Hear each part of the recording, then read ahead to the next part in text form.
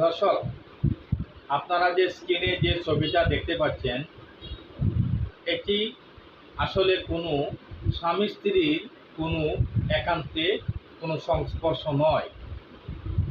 এটি একটি শিক্ষা প্রতিষ্ঠান, অর্থাৎ একটি মাদ্রাসা। একটি মাদ্রাসার একজন শিক্ষক এবং একজন শিক্ষিকা, দুই কলিগের মধ্যে একটি আন্তরিকতা মাত্র। সি সি সি, মাদ্রাসায় কি এটা করা সম্ভব? কিভাবে একজন মাদ্রাসার হুজুর হয়ে তার একজন সহপাঠী শিক্ষিকার সাথে এরকম অনৈতিকভাবে একটা যৌন আচরণ? আমরা কোথায় থেকে শিক্ষা পাবো? দেশটা কোথায় যাচ্ছে? ভাবত ঘৃণা হয় এরকম শিক্ষক শিক্ষিকার প্রতি। এটা যদি স্কুল বা কলেজ হতো তাহলে মানানসই হতো। এটি একটি ইসলামিক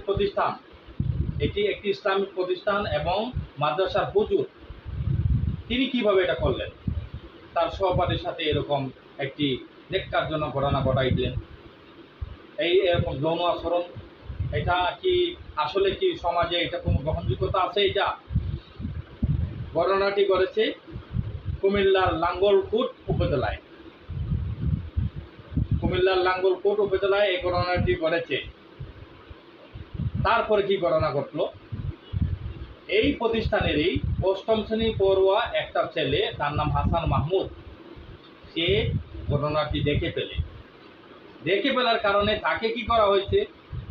ওই শিক্ষক তাকে বেদুর মারধর করেছে, মেরে তার এমন একটা অবস্থা দাঁড় করিয়েছে, তাকে হসপিটালে থাকতে বাধ্য করেছে। এই এমন মার।